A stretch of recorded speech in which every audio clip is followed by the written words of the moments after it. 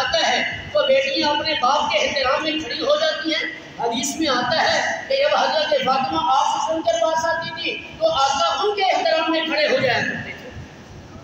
تو یہ ادب ہے، یہ امت کو احترام اور ادب سکھایا جا رہا ہے کہ بڑوں کا ادب کرنا ہے تو اس طرح کرو، بڑوں کے ساتھ تہذیب کے ساتھ بات کرنی ہے تو اس طرح سیکھو، جس طرح میرے نبی نے امت کو سکھایا ہے، جس طرح اہل بیت کے گھرانے سے دین والوں نے دین کو سیکھا ہے، اہل بیت کے گھرانے سے ایمان والوں نے ایمان کو سیکھا ہے۔ آقا نامدار صلی اللہ علیہ وسلم نے اپنی بیٹی فاطمہ کو قریب کیا، کان میں سرگوشی کی، حضرت فاطمہ زاروں کا دار رونے لگ گئی۔ تھوڑی دیر کے بعد پھر فاطمہ کو بلایا، کان میں بات کی، حضرت فاطمہ ہنسنے لگی۔ حضرت عائشہ یہ منظر دیکھ رہی تھی، فاطمہ سے رہا نہ گیا، برداشت نہ ہو سکا، زاروں قطار رو رہی ہیں، عائشہ یہ منظر دیکھ رہی ہیں۔ فرمایا حضرت عائشہ رضی اللہ تعالی عنہا نے کہ اے فاطمہ بتا تو صحیح کہ تیرے ابا نے تجھے کان میں کیا کہا ہے، ہمیں تو بتا دے۔ جناب حضرت فاطمہ الزہرا رضی اللہ تعالی عنہا نے فرمایا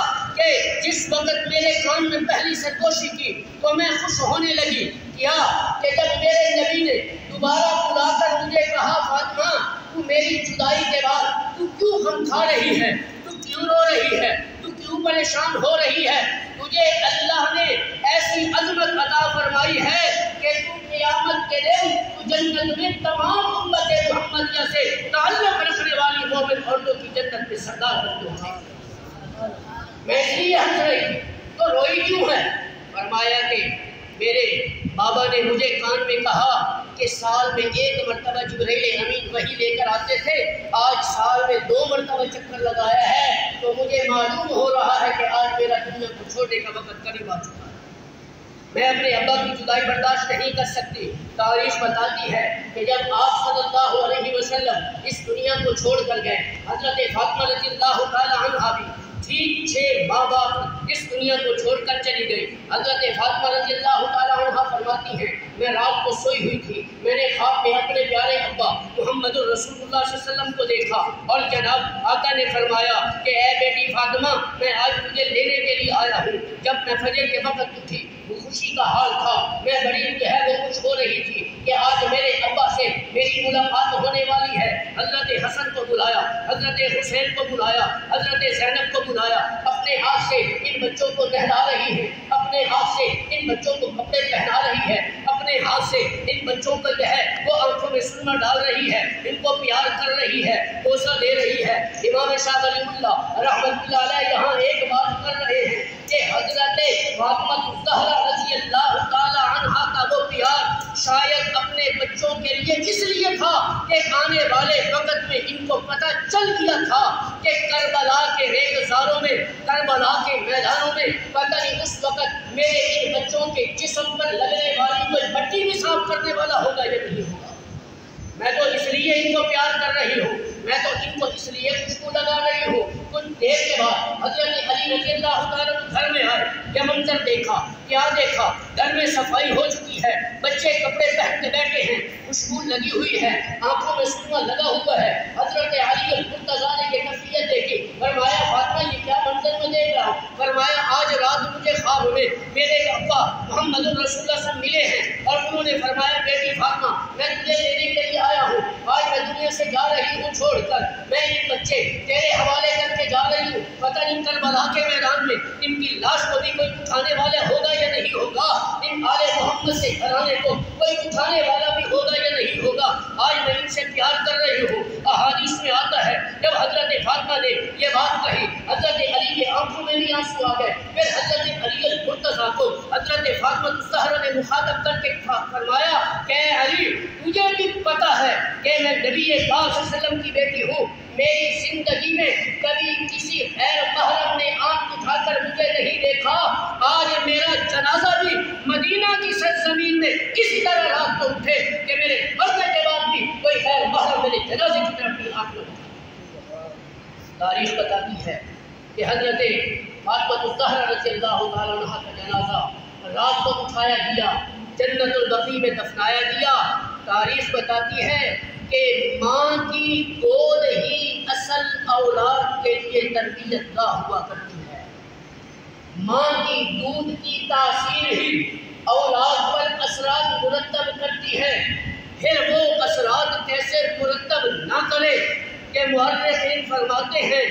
کہ ماں دنیا میں جس کی آبدہ ہو تو پھر بیٹا بھی شاہ ولی اللہ جیسا پیدا ہوتا ہے۔ ماں جس کی زاہدہ ہو تو بیٹا انور شاہ کشمیری جیسا پیدا ہوتا ہے۔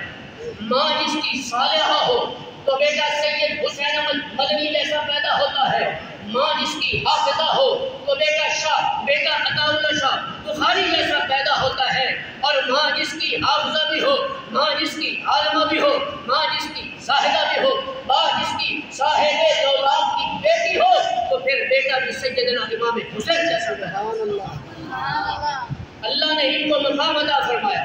اللہ نے ان کو عظمت عطا فرمائی، اللہ نے اس گھرانے کو بلندیاں عطا فرمائی۔ پھر تاریخ بتاتی ہے کہ جب حضرت امام حسین رضی اللہ تعالیٰ عنہ دنیا میں تشریف لے آئے تو پھر آقا نامدار صلی اللہ علیہ وسلم نے نبی کو بڑی اہم بات کر رہا ہوں، آقا نامدار صلی اللہ علیہ وسلم نے حضرت حسین کے ایک کان میں اذان دی، دوسرے کان میں تکبیر کہی۔ تاریخ بتاتی ہے کہ جس کے دنیا میں آنے کے بعد جن کے کانوں نے صدائے نبوت کو سنا تھا،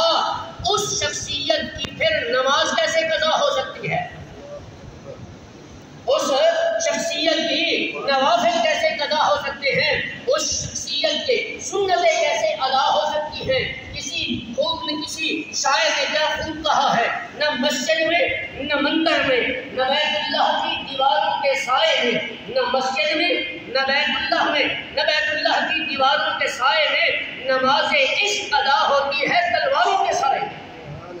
یہ عشق تھا، یہ محبت تھی، یہ الفت تھی، اس لیے کہ نانا پاک نے حضرت حسین کے کان میں اذان دی ہے اور حسین کے کان میں تکبیر کہی ہے۔ پھر حدیث میں آتا ہے کہ آپ صلی اللہ علیہ وسلم حضرت حسین سے اتنا پیار کرتے تھے کہ روئے زمین میں آج تک آقا نامدار نے جب تک 63 سالہ زندگی گزاری ہے کسی صحابی سے اتنا پیار نہیں کیا، اپنے خاندان میں سے بھی اتنا پیار کسی سے نہیں کیا جتنا پیار امام حسین سے کیا ہے۔ محدثین فرماتے ہیں آقا نامدار صلی اللہ علیہ وسلم مدینہ المنورہ کی سرزمین پر امام حسین کو یوں اٹھائے ہوئے ہیں، اتنے چھوٹے بچے ہیں کہ ان کے چھوٹے سے قدم امام الانبیاء کے سینے مبارک پہ لگ رہے ہیں اور یوں اٹھا کر آقا نامدار فرما رہے ہیں، اے اللہ الحسین منی وانا من الحسین، میں حسین سے ہوں، حسین مجھ سے ہے، جو حسین سے پیار کرے تو بھی اس سے پیار کر، جو حسین سے بغض رکھے گا تو بھی اس سے پیار نہ کر، وہ دنیا میں بھی ذلیل ہوگا، وہ قیامت کے دن بھی ذلیل ہوگا۔ آقا نامدار صلی اللہ علیہ وسلم حضرت امام حسین کو چوما بھی کرتے تھے اور سونگا بھی کرتے تھے۔ کیا عجیب بات ہے، بچے ہمارے بھی ہیں، اولادیں ہماری بھی ہیں، ہم بھی بچوں کو اٹھاتے ہیں، ہم بھی پیار کرتے ہیں، ہم بھی بوسہ لیتے ہیں، لیکن بوسہ لینا تو سمجھ میں آتا ہے، سونگنا سمجھ میں نہیں ہے۔ ایک صحابی نے کہا یا رسول اللہ فدا کا ابی و امی یا رسول اللہ، آپ اپنے نوازوں کو چونتے تو ہیں یہ سمجھ میں آتا ہے لیکن سونتے کیسے ہیں یہ سمجھ میں نہیں آتا۔ آقا نامدار صلی اللہ علیہ وسلم نے فرمایا کہ میں ان دونوں نواسوں کے جسموں کو اس لیے سونتا ہوں کہ ان نواسوں کے جسم اطہر سے جنت کی خوشبو ہے۔ بلند آواز سے کہو سبحان اللہ۔ وہ امام حسین رضی اللہ تعالیٰ عنہ کہ جب ان کو کربلا کے میدان میں وہاں بٹھایا گیا، تاریخ بتاتی ہے، میں خلاصہ آپ کے سامنے وقت نہیں ہے، یہ تو 1-2 گھنٹے لگیں گے لیکن میں مختصر بتا رہا ہوں۔ امام حسین رضی اللہ تعالیٰ عنہ کربلا کے میدان میں پہنچ رہے ہیں، یزید نے کہا کہ امیر معاویہ تو دنیا سے جا چکے ہیں، میں تجھے اپنا امام نہیں مانتا بلکہ میں گورنر بنتا ہوں، آپ مجھے اپنا حاکم بنا لیں۔ حضرت امام حسین رضی اللہ تعالیٰ عنہ یزید کے ہاتھ پر بیعت کرنے سے انکار کر دیا۔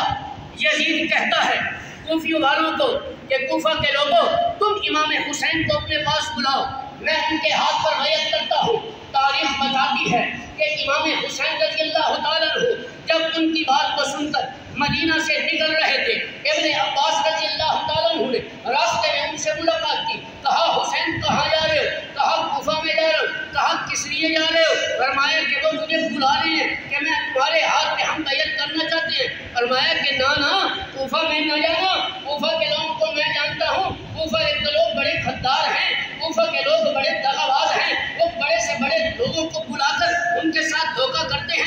کبھی نہ جانا۔ امام حسین کو فرمانے لگے ابن عباس کہ اگر آپ میری بات کو ماننے والے بن جاتے تو خدا کی قسم میں آپ کے سر کے بالوں کو پکڑ کر آپ کو روک دیتا اور میں کوفہ جانے سے آپ کو کبھی وہاں نہ جانے دیتا اور ہمیشہ کے لیے آپ کو روک دیتا۔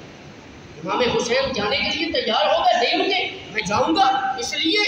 کہ امام حسین نے سب سے پہلے تو تاریخ بتاتی ہے اپنے بھائی کو بھیجا امام مسلم بن عقیل رضی اللہ تعالیٰ عنہ کو کہ جاؤ کوفہ کے حالات پڑھ کر جا کے دیکھو کہ میرے ساتھ وہ دھوکہ تو نہیں بلا کر تو مسلم بن عقیل وہاں پہنچے۔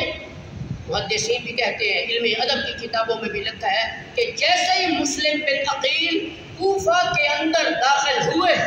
18,000 لوگوں نے مسلم بن عقیل کے ہاتھ پر بیعت کا اعلان کیا۔ ادھر ابن زیاد کو پتہ چلا کہ بغداد میں بیٹھا ہوا